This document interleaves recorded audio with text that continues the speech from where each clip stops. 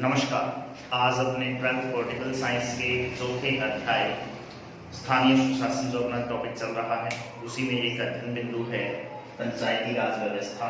इसके कुछ एक पॉइंट्स जो है अपने पढ़ लिए थे, उन्हीं को अपने आगे बढ़ाते हैं और शुरू करते हैं आज का ये नया टॉपिक पंचायती राज व्यवस्था, जिसमें कुछ बची हुई बातें। उनमें एक महत्वपूर्ण बात ये है कि पंचायती राज व्यवस्था के अंतर्गत अपने ग्राम पंचायत के सदस्य, उनके गठन किस तरीके से होता है ग्राम पंचायत का, उनके कौन कौन से सदस्य होते हैं, सदस्यों का चुनाव किस तरीके से होता है, ये सारी प्रक्रियाएं अपनी पढ़ ली थी।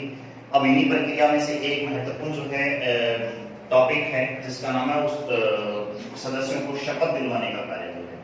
तो शपथ कौन दिलवाता है इन ग्राम पंचायत के सदस्यों को, इन पंच सरपंच और उप सरपंच जो होते हैं इनको। तो बहुत ही महत्वपूर्ण जो है बात आती है पीठासीन अधिकारी, इसका एक जो चुनाव करवाता है वो व्यक्ति जो एक प्रकार से क्या करवाता है, जिनको शपथ दिलवाता है, पीठासीन अधिकारी। इसको आम भाषा में रिटर्निंग ऑफिसर यानी आरओ के नाम से भी जाना जाता है। आरओ रिटर्निंग ऑफिसर वो व्यक्ति जो है एक प्रकार से इन पंचायती राज के सदस्यों अर्थात पंच, सरपंच और उप सरपंच इनको जो है एक प्रकार से शपथ दिलवाता है। उसके बाद में बात आती है त्याग पत्र यदि देना चाहें तो फिर किसको दिया जाएगा। तो याद रखेंगे बात, त्याग पत्र जो है वो बीडीओ को जो है दिया जाता है। बीडीओ ब्लॉक डेवलपमेंट ऑफिसर, अर्थात जिसको अपने विकास अधिकारी, डेवलपमेंट का मतलब हो गया कि विकास करना, तो विकास अधिकारी जो है उसको एक प्रकार से क्या है कि ये व्यक्ति जो है अपना इस्तीफा या फिर त्याग पत्र दे सकते हैं। बहुत महत्वपूर्ण बात है, पंच, सरपंच और उप सरपंच किस व्यक्ति को अपना त्याग पत्र देंगे, तो बीडीओ को जो है अपना त्याग पत्र देंगे, जिसको अपने आम भाषा में विकास अधिकारी के नाम से जानते हैं। उसके बाद में ग्राम पंचायत की बैठकें कब कब होती हैं, तो पंचायत की बैठकें लिख रखे हैं अपने, पंचायत की बैठकें तो बहुत महत्वपूर्ण है। 4 ऐसी तारीखें हैं वर्ष के, 4 जो है दिन ऐसे हैं जो अनिवार्य होते हैं। तो 4 दिन अनिवार्य हैं, वो कौन कौन से अनिवार्य दिन हैं, तो उनकी तारीख जो है अपने यहाँ नोट कर लेते हैं, बहुत महत्वपूर्ण है। ग्राम पंचायत की बैठकें 4 महत्वपूर्ण होती हैं, अनिवार्य होती हैं, और वो कौन कौन सी हैं।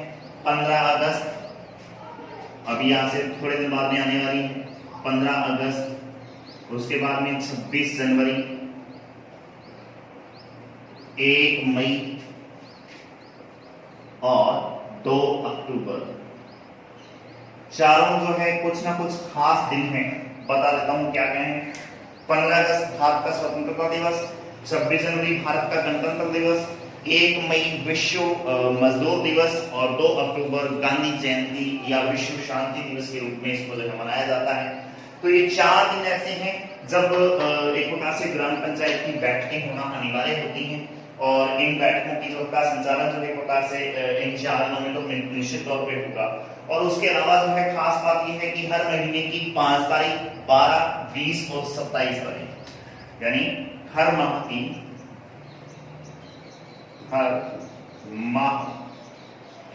5, 12, 20 और 27, ये 4 दिन ऐसे हैं।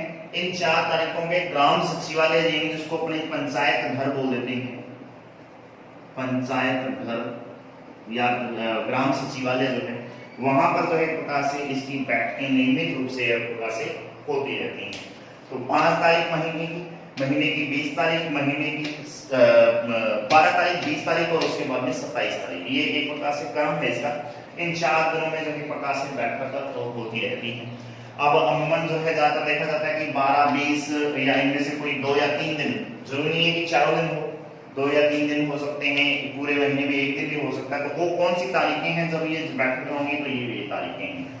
4 अनिवार्य तारीखें हैं, वो आपको याद रखनी है। कौन कौन सी डेट हैं जब एक प्रकार से पंचायत की बैठकें होती हैं, ग्राम पंचायत की बैठकें होती हैं, तो वो ये 4, और उसके अलावा ये 4 तारीख अलग से आपको याद रखनी है। इसके बाद में बात आती है, काफी महत्वपूर्ण टॉपिक है गणपूर्ति, यानी इसको अपने कॉरम बोल देते हैं, कॉरम संख्या। तो गणपूर्ति क्या चीज होती है, पहले तो यही समझना जरूरी है। गणपूर्ति का मतलब होता है वह न्यूनतम संख्या जिसमें किसी भी प्रकार की बैठक को शुरू किया जा सके। जैसे मान लो अमूमन अपने मान लें कि क्लास में 30 बच्चे हैं और उन 30 बच्चों को जो है एक प्रकार से कितने बच्चे आ जाए कि टीचर पढ़ाना शुरू कर दे, कितने बच्चे, तो मिनिमम एक बच्चा तो आना चाहिए कम से कम, तभी टीचर पढ़ाएगा। बच्चा है नहीं क्लास में तो पढ़ाए किस तरीके से? ऑनलाइन तरीके से बात अलग है, और वैसे ऑफलाइन तरीके से बात करें तो कम से कम एक स्टूडेंट होना जरूरी है, तब जाके जो है टीचर क्लास में पढ़ाएगा। तो वो एक स्टूडेंट की जो पूर्ति है उसी को क्या बोलेंगे?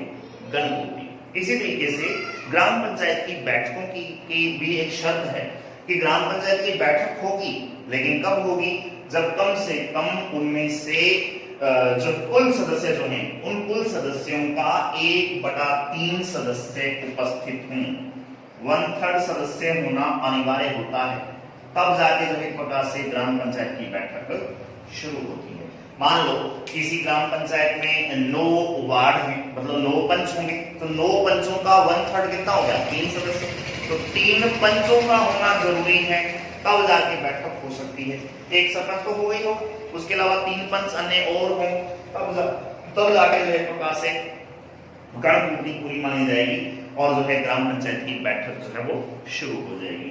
तो वह न्यूनतम संख्या जिस संख्या पर एक प्रकार से बैठक शुरू हो जाए वह न्यूनतम संख्या गणपूर्ति कहलाती है, और ग्राम पंचायत में गणपूर्ति की जो संख्या है वो 1/3 होती है, अर्थात 1/3 सदस्य होने जरूरी होते हैं।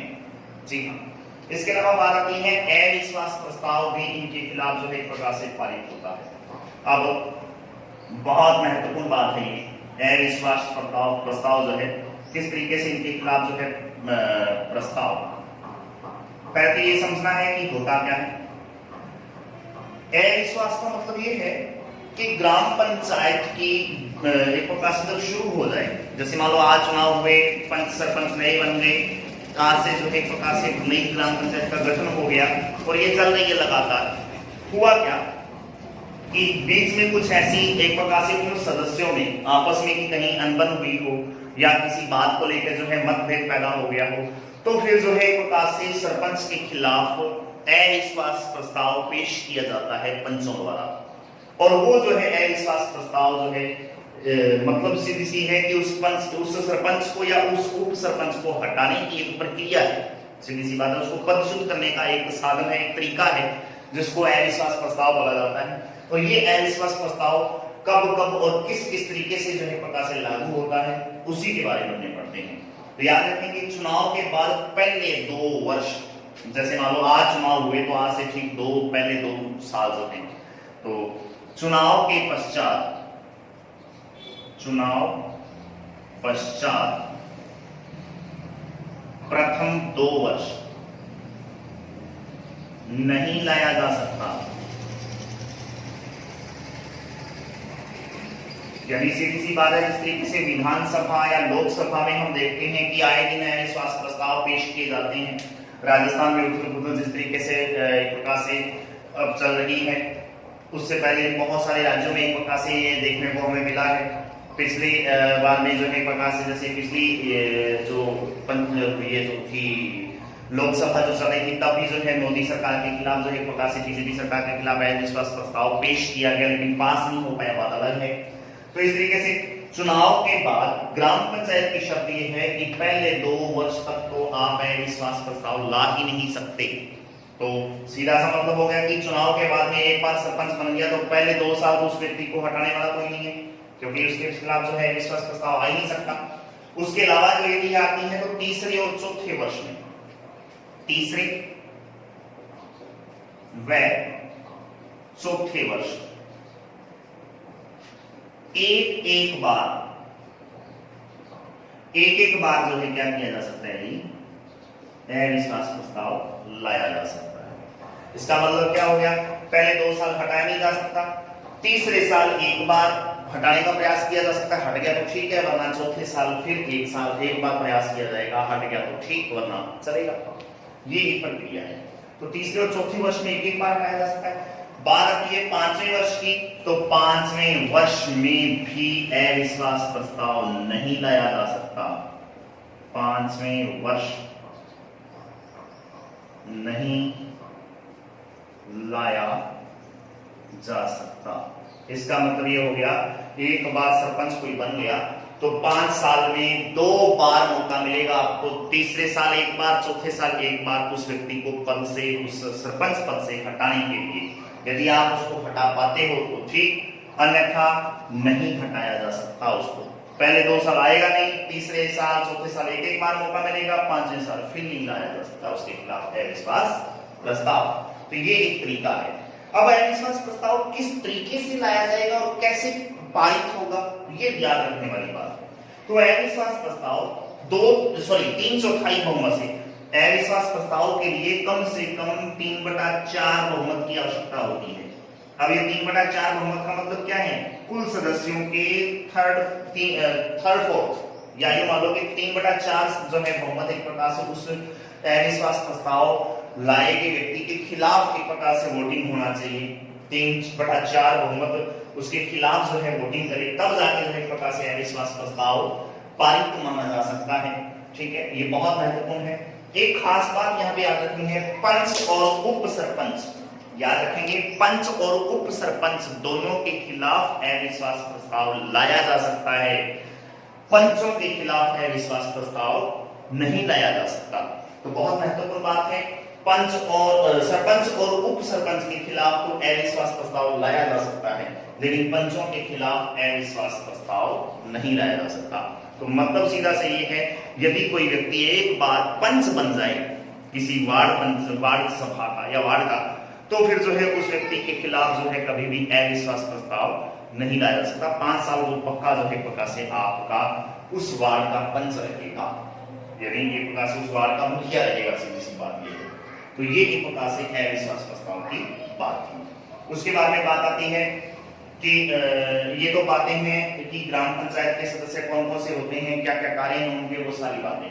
इसके अलावा एक खास बात याद रखने वाली है कि अब इसकी इकाइयों के बारे में बात करते हैं अपने, कि ग्राम पंचायत की कौन कौन सी इकाइयां होती हैं। तो उन्हीं इकाइयों में से एक महत्वपूर्ण बात आपको याद रखनी है वार्ड सभा के बारे में, कि वार्ड सभा क्या चीज होती है। तो ओपिन उसी के बारे में जो है अध्ययन करते हैं, तो आप सुनेंगे। एक याद रखेंगे कि वार्ड सभा जो है वो पंचायती राज या ग्राम पंचायत की सबसे छोटी संस्था होती है। वार्ड सभा, वार्ड सभा का मतलब एक ग्राम पंचायत की जैसे मान लो 9 वार्ड है या 10 वार्ड है या 11 वार्ड है, तो हर एक वार्ड का अपनी एक सभा होगी। वो जो है ग्राम पंचायत की, ग्राम पंचायत की सबसे छोटी इकाई है, या इसको यूं भी समझ सकते हैं कि पंचायती राज व्यवस्था की सबसे छोटी इकाई कौन सी है। पेपर में सीधा प्रश्न आएगा, वार्ड सभा। तो वार्ड सभा पंचायती राज व्यवस्था की सबसे छोटी इकाई होती है, याद रखेंगे। अब इसकी जो गणपूर्ति है वो कम से कम 1/10 सदस्य होती है। वार्ड सभा की बैठकें यदि करनी हो तो इसकी गणपूर्ति कम से कम 1/10 सदस्यों की होती है। मतलब 10 में से 1 सदस्य यदि आ जाए तो फिर जो है वार्ड सभा, जिसका मुखिया पंच होता है, वो जो है एक प्रकार से सभा उसकी शुरू हो जाएगी। बैठकों की अध्यक्षता कौन करेगा, तो अभी बात कर चुके हैं, पंच करेगा, क्योंकि पंच जो है वार्ड सभा का क्या होता है, मुखिया होता है। वार्ड का मुखिया कौन है, वार्ड का प्रथम नागरिक कौन है, पंच। तो पंच जो है इस प्रकार से इस वार्ड सभा की जो है अध्यक्षता करेगा। अब ये याद रखने वाली बात है। उसके बारे में बात आती है ग्राम सभा की। ये वार्ड सभा का मतलब एक वार्ड की बात होगी, पूरे जैसे एक मोहल्ला बोल सकते हैं इसको छोटे लोग में बोले तो।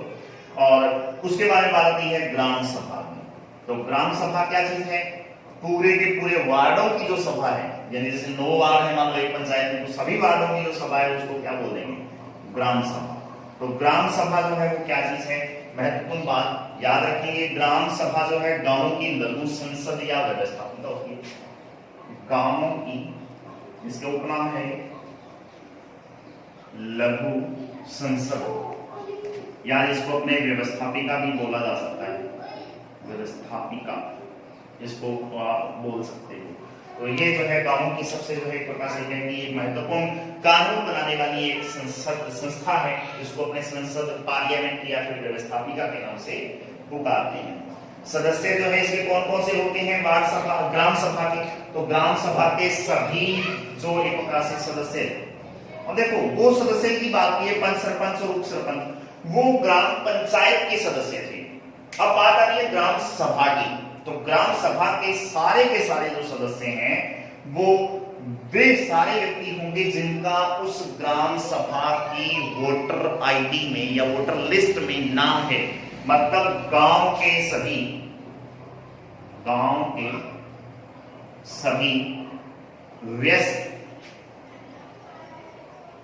व्यस्क का मतलब क्या होता है जी?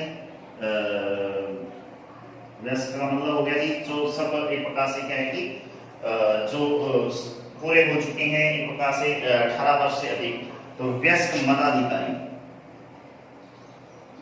जिनकी उम्र एक प्रकार से 18 साल से ऊपर हो चुकी है और जिनका वोटर आईडी में नाम है वोटर लिस्ट में, वे सारे के सारे गांव के सदस्य जो है क्या होंगे जी? इस ग्राम सभा के सदस्य कहलाते हैं।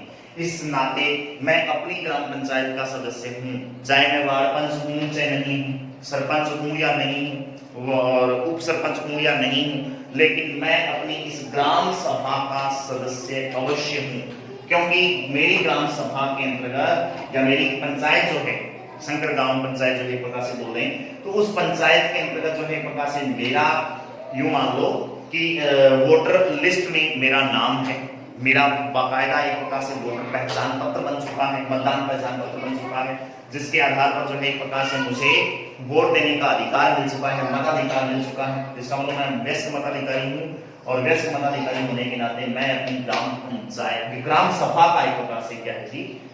एक सदस्य हूँ। तो ये एक प्रकार से इसका मतलब हो गया। उसके अलावा जो है खास बात ये आती है कि इसकी अध्यक्षता कौन करता है? ग्राम सभा की अध्यक्षता कौन करता है? तो अध्यक्षता करता है कि सरपंच। सरपंच ग्राम सभा की अध्यक्षता करता है। बहुत महत्वपूर्ण बात है। इसका सरकारी पदाधिकारी कौन होता है? तो सरकारी पदाधिकारी जो है ग्राम सभा का कौन होता है? तो याद रखेंगे, जिसको अपने ग्राम सचिव के नाम से जानते हैं। ग्राम सचिव या जिसको अपने एक प्रकार से सेक्रेटरी बोल देते हैं, या इसको ग्राम सेवक के नाम से भी जानते हैं, अपने आम भाषा में अपने ग्राम सेवक बोल देते हैं इसको। तो ये व्यक्ति जो है एक प्रकार से सरकारी पदाधिकारी होता है इस ग्राम सभा का। उसके बाद में जो है बजट बनाने का कार्य कौन करता है? तो बजट बनाने का कार्य भी जो है एक प्रकार से इस सरपंच द्वारा ही पूरी ग्राम सभा का किया जाता है। तो ये एक प्रकार से इसके बारे में कुछ एक महत्वपूर्ण बातें थी जो आपको अच्छी तरह से याद करनी है। अब ये जो है एक प्रकार से कंप्लीट होती है ग्राम सभा की जो बातें हैं, यानी पंचायती राज व्यवस्था की जो त्रिस्तरीय जो ढांचा हमने पढ़ा है, उसके त्रिस्तरीय ढांचे में एक महत्वपूर्ण जो बात जिसको अपने ग्राम पंचायत के नाम से जानते थे, वो ग्राम पंचायत वाला टॉपिक जो है यहाँ पे क्लियर हो जाता है। उन त्रिस्तरीय जो है ढांचे में पहली बात ग्राम पंचायत पढ़ चुके हैं, दूसरा और तीसरा यानी जो जिसको अपने पंचायत समिति और जिला परिषद के नाम से जानते हैं, नेक्स्ट वीडियो में जो है अपने इसके बारे में जो है चर्चा करेंगे। आज के लिए इतना ही। धन्यवाद। जय हिंद, जय भारत।